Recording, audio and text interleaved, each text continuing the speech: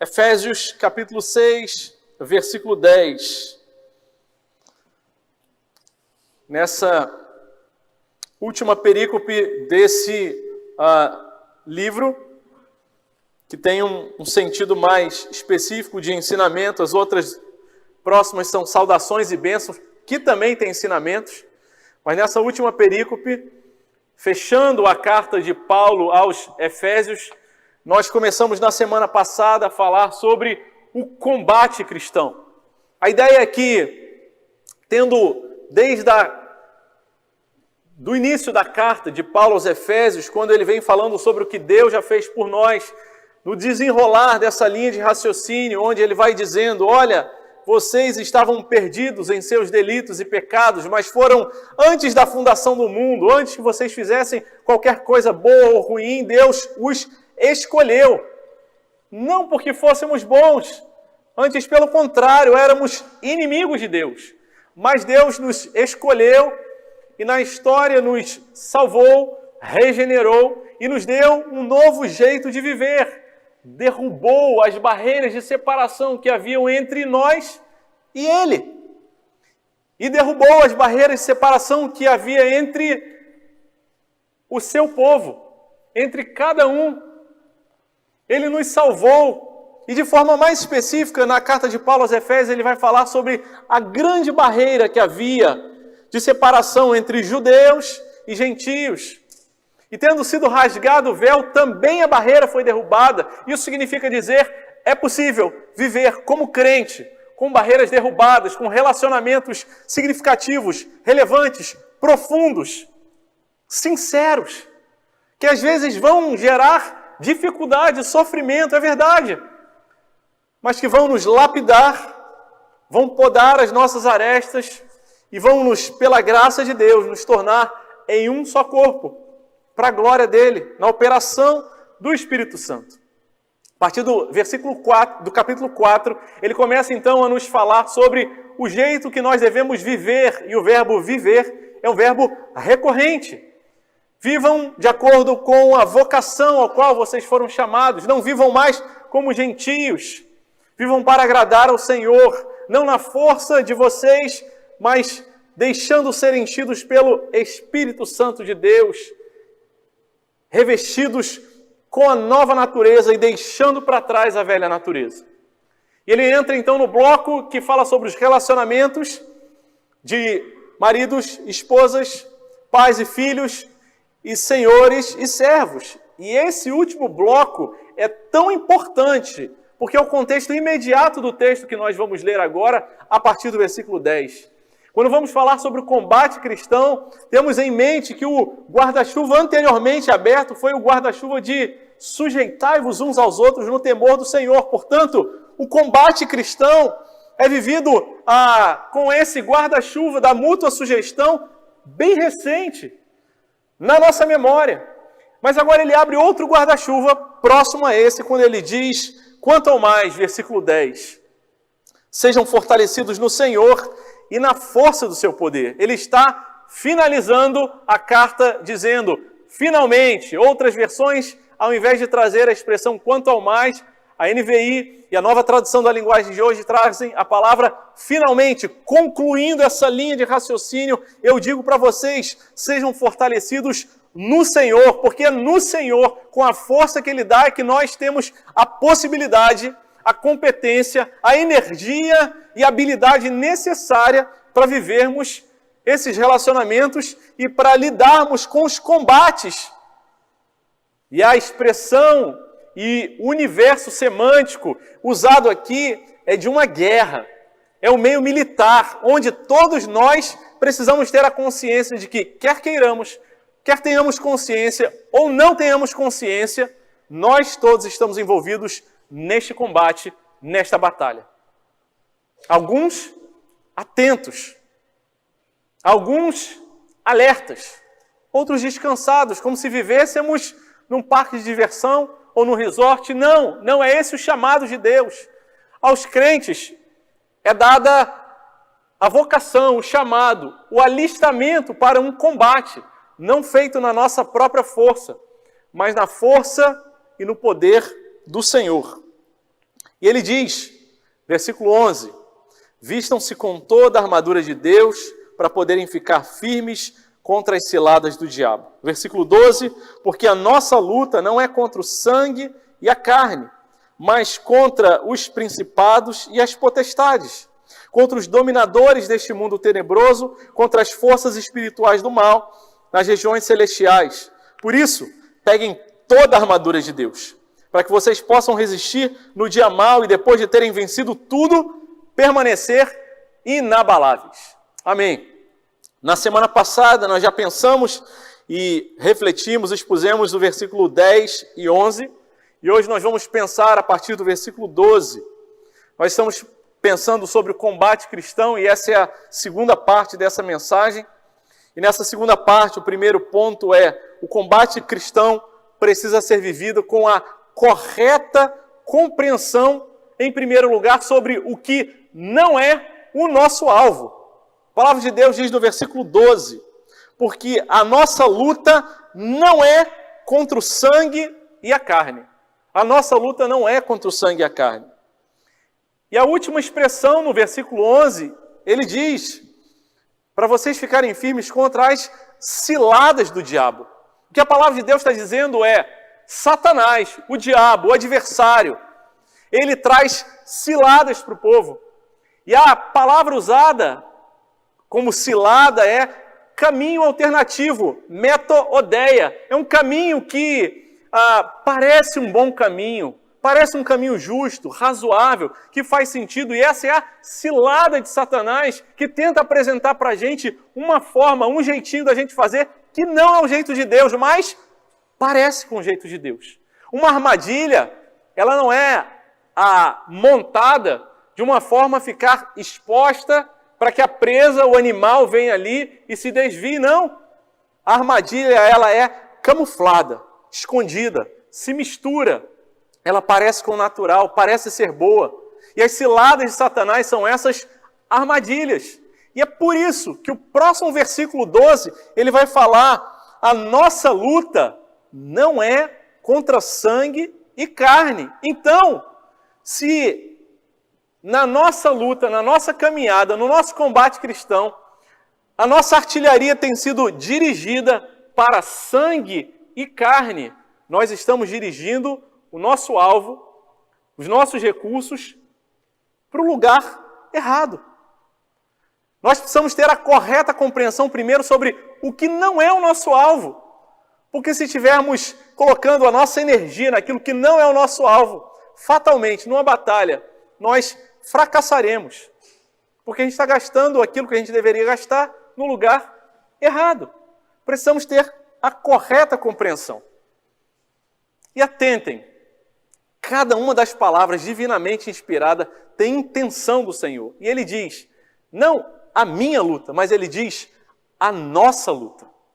É uma luta coletiva, de um corpo, de um exército. É a minha e a sua. Eu preciso de você.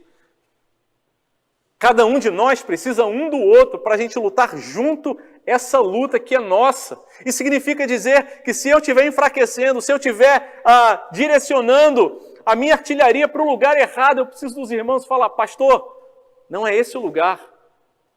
Calibra direito, ajeita. E nós precisamos uns dos outros para nos exortarmos, nos aconselharmos e falar, ei, acorda. A nossa luta não é contra sangue e carne, é a nossa luta. E aqui a palavra luta, embora ele tenha começado com um contexto militar, falando sobre armadura e ficar firme, a palavra aqui, ela dá a ideia da luta corpo a corpo. Algumas versões em inglês traduzem essa palavra luta como wrestling, que é a mesma palavra do wrestling, da luta livre. A ideia é que há um combate corpo a corpo. Há uma ideia de que cada um de nós tem um raio ao nosso redor de abrangência, onde a sua luta será realizada. Então a ideia é de que há sim estratégias, há sim comandos, organizações, mas a nós é dada a responsabilidade dessa luta corpo a corpo, no dia a dia, nos desafios que nós temos a cada manhã diante de nós. É uma luta que cada um tem uma responsabilidade mas lutamos juntos. E ele diz, essa luta não é contra sangue e nem contra a carne. E aqui o sentido de sangue e carne é o sentido de a nossa luta não é contra os outros seres humanos. O nosso irmão não é o nosso inimigo. O nosso inimigo não é o nosso irmão. E se o nosso coração, a nossa energia tem sido dirigido para o outro, tanto para os nossos irmãos, quanto para aqueles que não são crentes, mas que também são sangue e carne, e a gente tem guardado rancor, mágoa, raiva de outro ser humano, nós estamos atirando no lugar errado. Meus irmãos, no ano de 2022 e até hoje, tem tanta gente que fala, eu sequer falo o nome desse político, porque ele está colocando o coração e artilharia em uma pessoa. O alvo dele está no lugar errado. A nossa luta não é contra sangue e carne. E se o nosso coração, a nossa mente continua guardando isso, alimentando isso, fazendo render a nossa luta contra os outros, se a gente não libera, se a gente não perdoa, se a gente não tem em mente e coloca em prática o perdão de Deus para com a nossa vida, nós estamos dirigindo a nossa luta contra sangue e carne. O Senhor Jesus, ele deixa isso muito claro. Mateus capítulo 5, versículo 38, ele diz, vocês ouviram o que foi dito, olho por olho, dente por dente. Eu, porém, lhes digo, não resistam ao perverso. Não resistam ao perverso. Ao diabo ele fala, resistam. E nós vamos ver isso daqui a pouco. Mas ao perverso, não resista. Se alguém lhe der um tapa na face direita, ofereça também a face esquerda. Meus irmãos, ninguém faz isso na sua própria força, de maneira natural, ou o Espírito Santo promove, realiza isso na sua vida. Se você é crente mesmo, ou pelas suas próprias e pelas minhas próprias forças, jamais faremos isso. A nossa tendência natural é, se levamos um tapa no lado direito, eu vou dar um soco dos dois outros lados, do lado direito e esquerdo do meu inimigo, porque essa é a minha natureza. Mas a palavra de Deus, ela subverte essa ordem natural humana e diz, a nossa luta não é contra sangue, não é contra a carne. E Jesus segue dizendo, se alguém quer processar você e tirar-lhe a túnica, deixe que leve também a capa. Se alguém obrigar você a andar 1 milha, vai com ele 2. Dê a quem lhe pede, não volte as costas ao que lhe pedir emprestado. O que Jesus está falando é, perdoe. E a definição de perdão é, saia no prejuízo. Porque você já recebeu tão grande salvação, que por mais que a gente entregue a nossa vida por outro, não vai chegar nem perto do tanto que a gente já recebeu, mas a gente fica retendo. Jesus segue dizendo, no mesmo texto do Sermão do Monte, a partir do versículo 43, vocês ouviram o que foi dito, ame o seu próximo e odeie o seu inimigo. Eu, porém, lhes digo, amem os seus inimigos. Amem os seus inimigos e orem pelos que perseguem vocês, para demonstrar que são filhos do Pai de vocês que está nos céus. Efésios capítulo 5, versículo 1. Vocês são filhos amados. Vivam como filhos amados, como imitadores de Deus. Porque Deus faz o sol nascer sobre maus e bons e vir chuvas sobre justos e injustos. Eu posso até ficar aborrecidinho, chateado com Deus, dizendo, Deus, por que o Senhor faz o sol vir sobre o injusto? Deus é soberano e tem os planos dele. E se eu fico com raiva, aborrecido com Deus, preciso confessar o meu pecado e dizer, Deus, eu estou querendo ser mais soberano do que o Senhor. Versículo 46 do capítulo 5 de Mateus, porque se vocês amam aqueles que os amam, que recompensa vocês terão? Os publicanos também não fazem o mesmo? E se saudarem somente os seus irmãos, o que vocês estão fazendo demais, diz a palavra de Deus? Porque a nossa luta não é contra sangue e contra a carne, não é contra as pessoas que a gente pode ver, não é.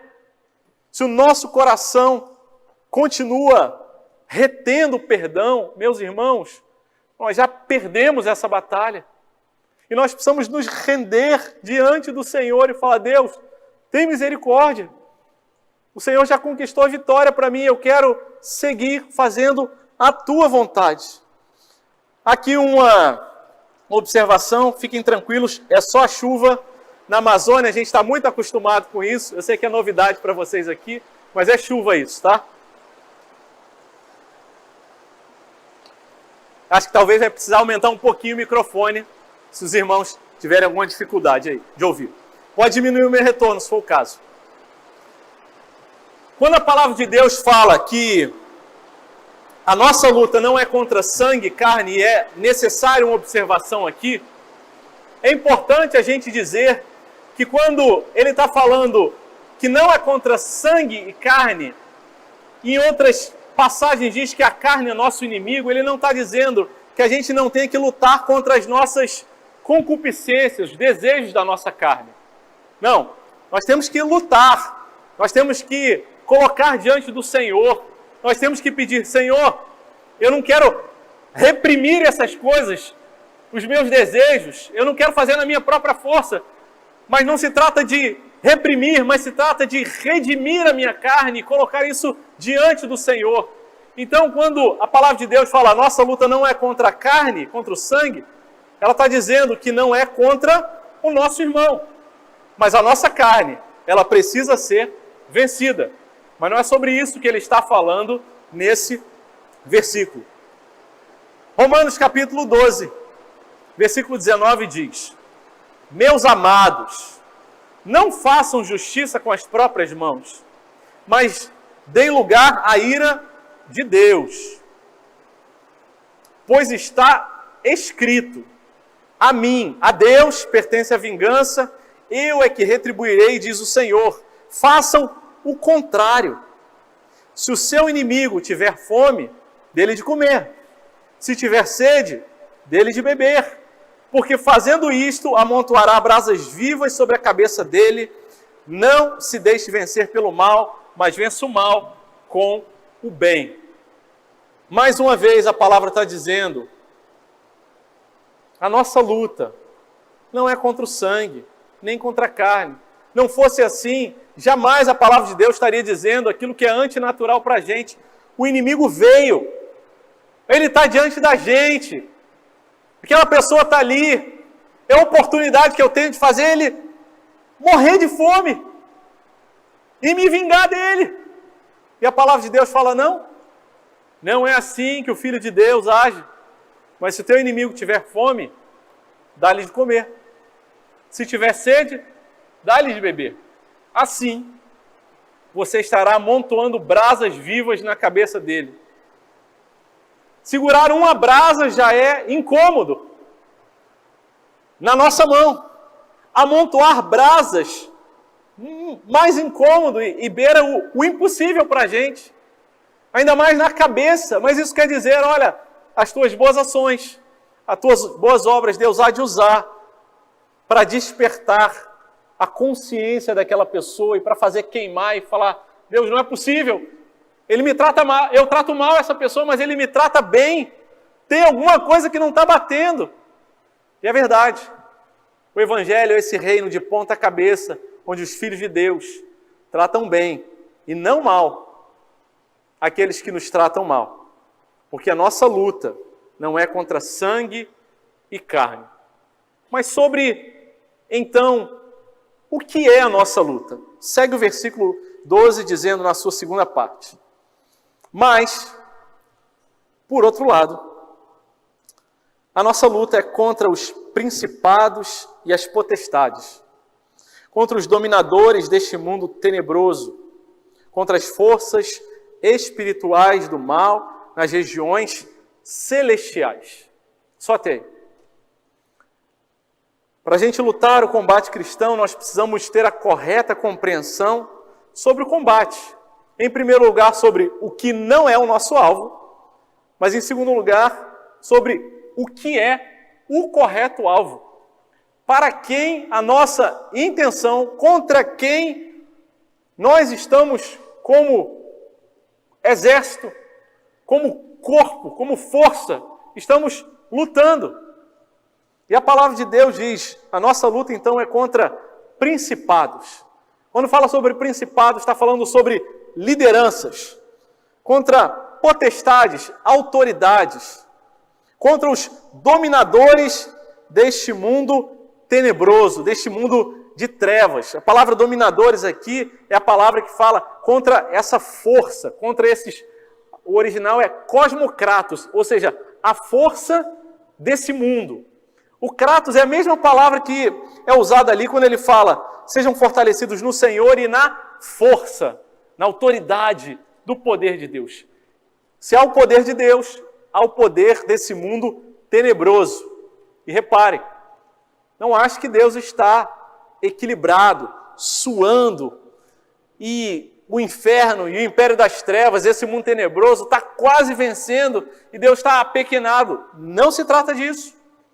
Deus continua, permanece soberano. E o reino das trevas tenta se organizar. Tem estratégia, tem abordagem, tem intencionalidade, vigia, estuda, procura os melhores momentos para combater. Há um império das trevas real, combatendo dia após dia contra nós. Não dorme, não fica cansado como nós ficamos e é, portanto, muito maior do que nós e opera nas regiões celestiais, mesma expressão usada lá em Efésios no capítulo 1, de onde nós fomos abençoados com todas as bênçãos nas regiões celestes. Então, eles operam no reino espiritual e a sua operação no reino espiritual traz influências e consequências no mundo material e físico, no qual nós também vivemos, porque nós vivemos nesse mundo, mas também no reino espiritual. E se hoje você veio aqui pensando, hoje o pastor vai dar uma estratégia de batalha espiritual, de mapeamento territorial, desculpa, vou desapontar você, porque não é sobre isso que a palavra de Deus nos traz o ensinamento. Não é aqui uma proposta de dizer, gente, vamos mapear agora aqui e cada um vai para um lugar e a gente vai fazer uma oração virado para tal lugar. Não se trata disso. O que a palavra de Deus está dizendo é, há um reino das trevas organizado, estruturado, estrategista, lutando contra a gente e que é real e que tem poder e que tem força, mas a nós, que somos aqueles que temos a nossa luta do combate corpo a corpo, e quem combate corpo a corpo não são os generais do Estado-Maior. A nossa luta é uma luta de soldados. E a nós não é demandado ser estrategistas e ser convidado a fazer parte da mesa do teatro de operações, onde as lideranças organizam estrategicamente as movimentações. Nós não precisamos ficar preocupados e nem devemos ficar alertas e tentando procurar estratégias, não. Isso é com o nosso Senhor, o nosso general. Ele só nos dá a ordem para que a gente lute o nosso combate, corpo a corpo, diariamente, contra essas forças do reino das trevas.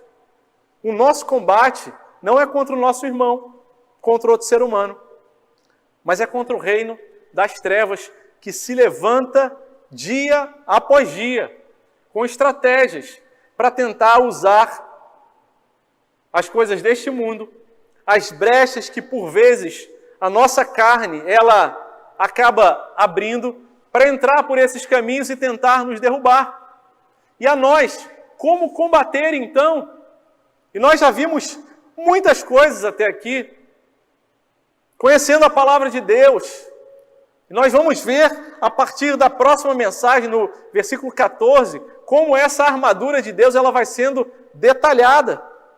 A espada da palavra de Deus, conhecer, amar, estudar, meditar, e nós temos orado por isso. A fé, o escudo da fé, a couraça da justiça, a armadura da justiça que não é nossa, mas de Cristo. O capacete da salvação. a guarda da nossa mente, da nossa consciência, sabendo que nós fomos salvos e Deus tem nos guardado, e tem dia que a gente vai sentir a presença de Deus. Mas tem dia que você vai dizer: Deus, parece que eu não estou sentindo nada. Guarda a sua mente. Se você é salvo, é escolhido, sentindo ou não sentindo, o Senhor continua com você. E as botas da preparação do Evangelho, por onde Deus quer nos levar. E uma arma que nós temos gratuita, disponível, que está diante de nós dia após dia, que é a oração. Meus irmãos, aos crentes é dada essa arma para combater contra esses poderes. A coisa não tem acontecido, e eu tenho falado isso repetidamente.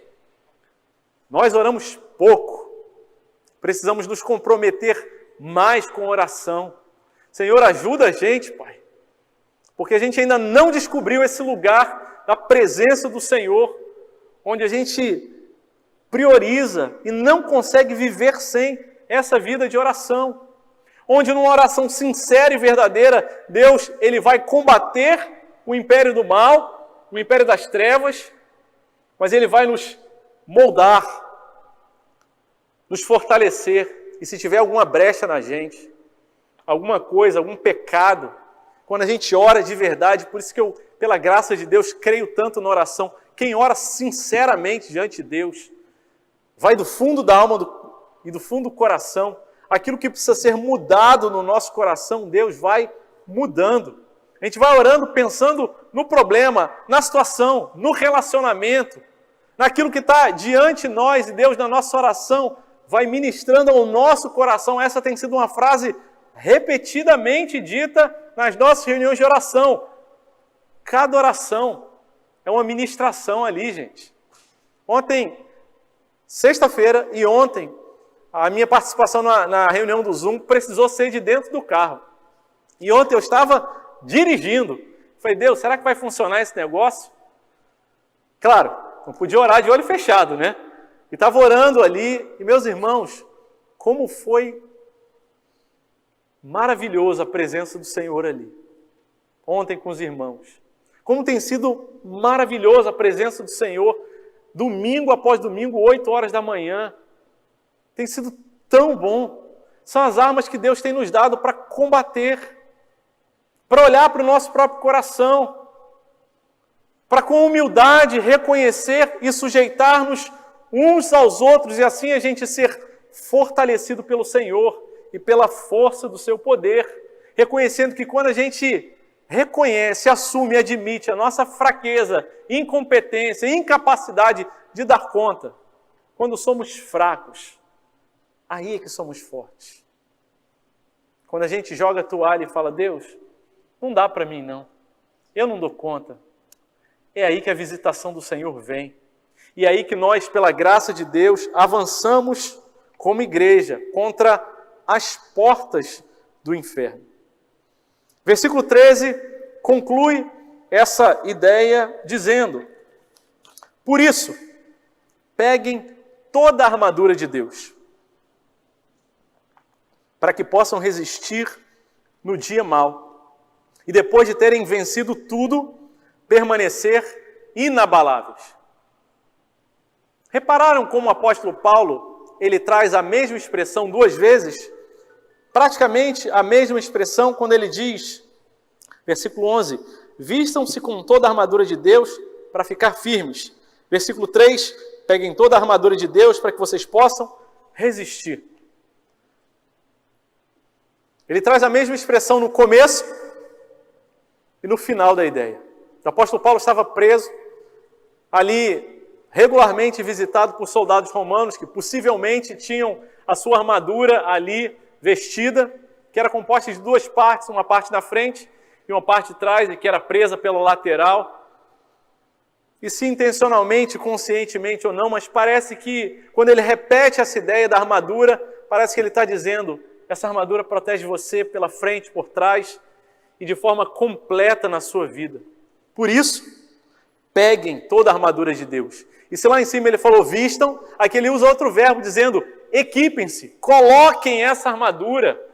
Estejam protegidos, fiquem atentos, orem todo o tempo, busquem a vontade do Senhor, tenham uma vida sustentada e protegida por Ele, uma vida de comunhão, uma vida onde a gente caminha junto, onde o Senhor vai forjando a nossa armadura, que serve para mim, mas não serve para você, como quando Davi recebeu ali a armadura de Saul, registrado lá no primeiro livro de Samuel, e não deu certo para ele. E não era para dar mesmo. Mas Deus tem uma armadura para mim e uma armadura para você, das nossas histórias, dos nossos sofrimentos, das nossas oportunidades. Ele diz, peguem toda a armadura de Deus. Tenham consciência daquilo que Deus tem feito para você. E o terceiro e último ponto é, o combate cristão precisa ser vivido com a correta preparação para esse combate, porque isso nos dará condições de resistir no dia mau.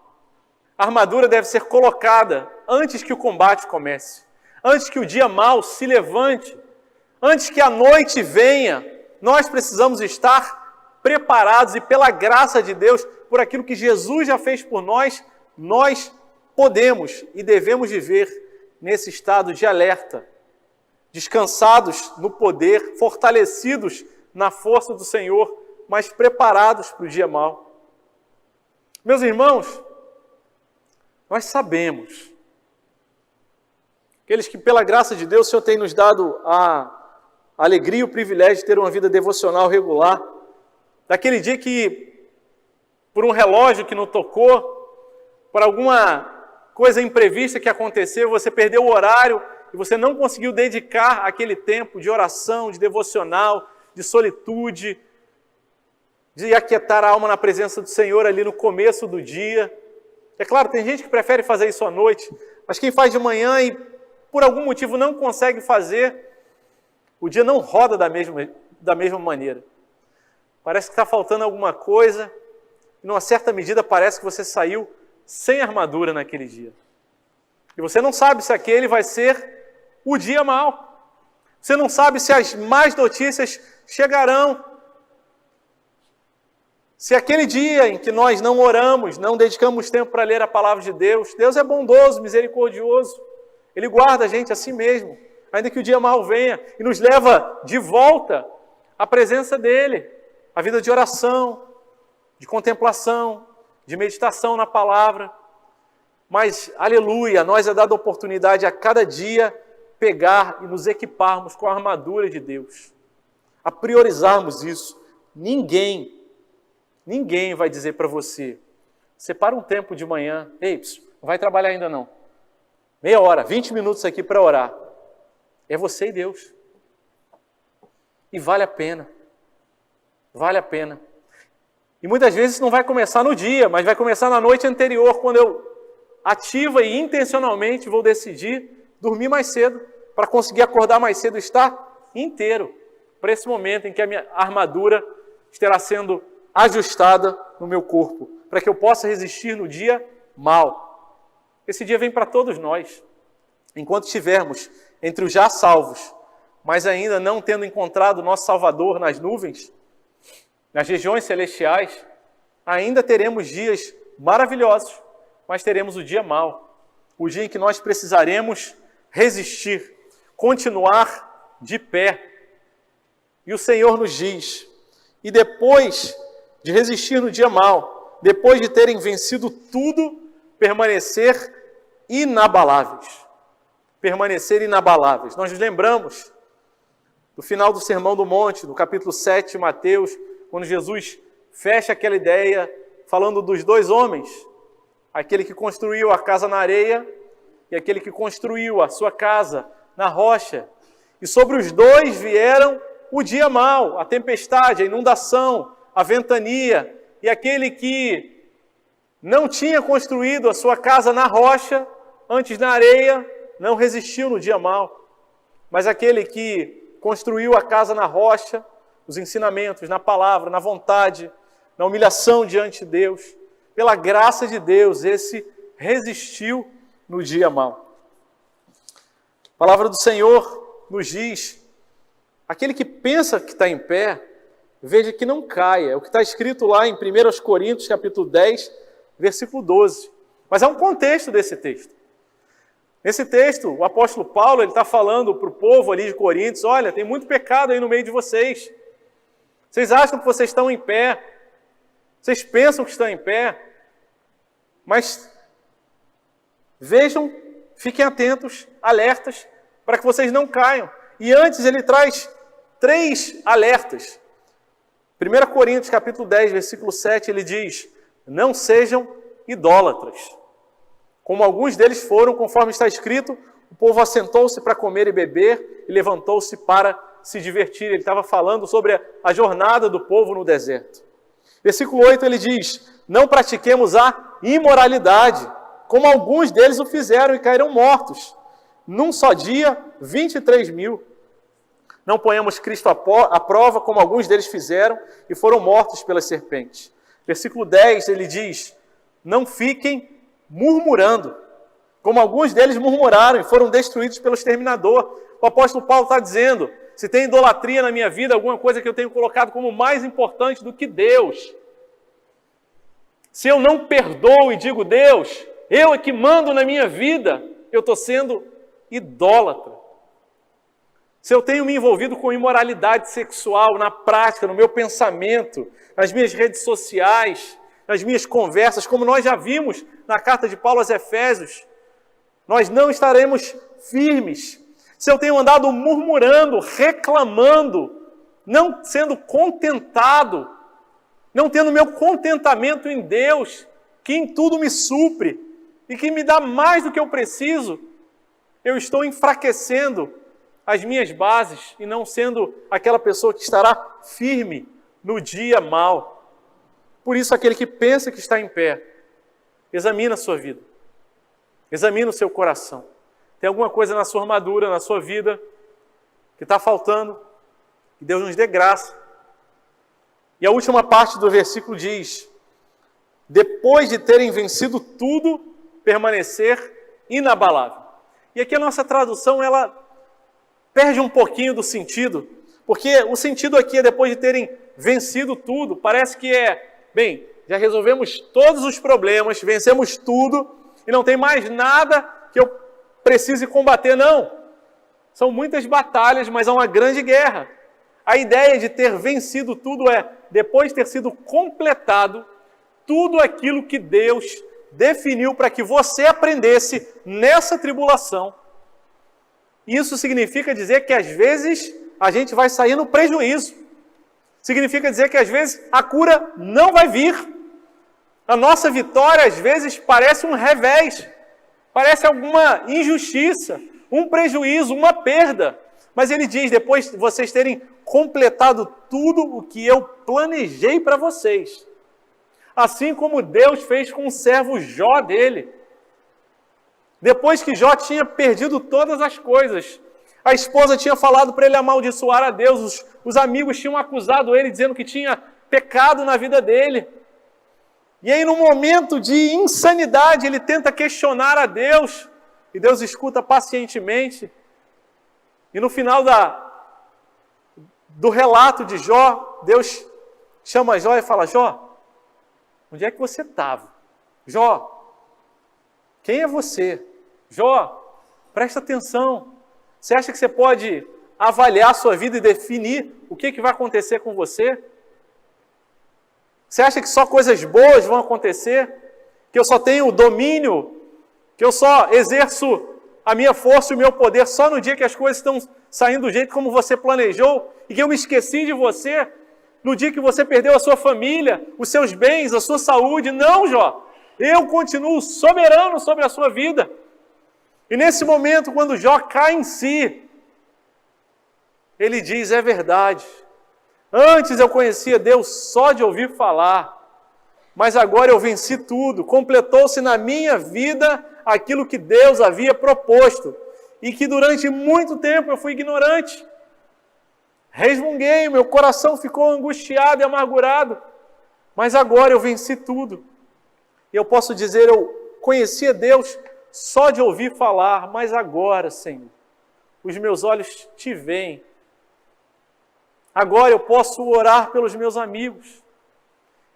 E Deus não tinha prometido a ele, olha, ore pelos seus amigos, eu vou restaurar a sua sorte. Não, porque não tinha nada nesse mundo que Jó pudesse ganhar, que fosse maior do que aquilo que ele já havia ganhado, de compreender que Deus é soberano e Deus cuida dele. Que a gente não seja iludido pela cilada de dizer, Deus, se eu me arrepender, se eu ajeitar a minha vida, aí eu vou prosperar. Não, porque se a gente ajeitar a vida diante de Deus, a gente já prosperou, porque tudo que nós precisamos, toda a riqueza, toda a preciosidade, todo o tesouro que nós precisamos nesse mundo, não está nesse mundo, mas está na presença do Senhor, em contemplá-lo, em descansar na presença dEle. E aí sim, os tesouros desse mundo, se vierem, ao Senhor seja glória, sejam usados para a glória dEle. Mas se não vierem, e Deus me der uma vida mais modesta, simples, com o suficiente para viver, louvado seja o nome do Senhor. Quanto ao mais, sejam fortalecidos no Senhor e na força do seu poder. Revistam-se de toda a armadura de Deus. Lembrem, a nossa luta não é contra sangue e carne, mas é contra o império das trevas, contra quem a igreja avança, triunfante, porque o Cordeiro já foi morto e venceu, e é em nome dele que nós seguimos. Se há brechas na nossa armadura, é tempo de a gente se quebrantar e se render e falar, Deus, tem misericórdia. A bondade do Senhor para a gente. Deus, eu tenho sucumbido e não tenho andado inabalável, não tenho resistido no dia mau. Mas me ajuda, Deus, a de joelhos seguir, buscando conhecer e obedecer a Tua vontade, em nome de Jesus. Vamos orar mais uma vez nessa manhã?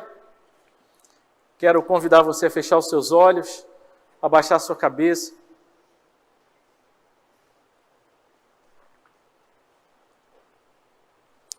Senhor amado, louvado seja o Teu nome, Pai. Obrigado porque compreendemos, a Tua palavra nos revela que nós estamos em uma guerra, somos soldados nessa luta do dia a dia, Pai. Senhor, mas essa guerra às vezes parece um imenso mar, em que a gente não dá conta de continuar nadando, não dá conta de ser sustentado, mas nós queremos nos fortalecer no Senhor, porque de fato, o reino do mal, o império das trevas, ele é muito maior do que nós, mas ele nem se compara com o Teu poder. Por isso nós podemos nos fortalecer no Senhor. Deus, ajuda a gente a entender. E se hoje alguém aqui entrou com o coração pesado, se alguém precisa perdoar, liberar, sair daqui leve, visitado pelo Teu Espírito Santo, Deus, traz quebrantamento para a nossa alma, Deus. Senhor, a gente não consegue fazer isso na nossa própria força. Por isso a gente entende que a Tua palavra diz que a gente deve ser fortalecido no Senhor. Senhor, tem misericórdia, Pai, porque por causa das brechas, muitas vezes o inferno tem prevalecido, vencido em batalhas do nosso dia a dia. Mas hoje não, Senhor. Hoje nem a nossa carne, nem o mundo, nem o diabo há de vencer. Antes nós queremos nos render aos Teus pés e dizer, é o Senhor quem é soberano.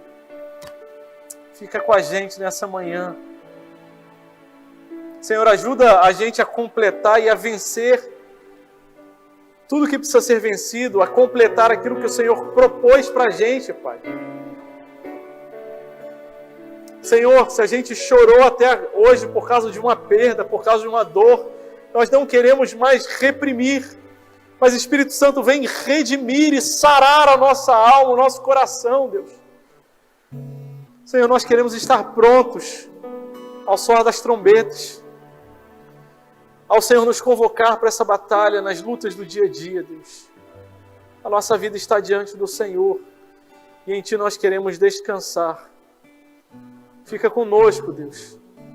Ajuda-nos, Senhor, a permanecermos firmes em Ti e permanecermos inabaláveis. Em nome de Jesus. Amém. Amém.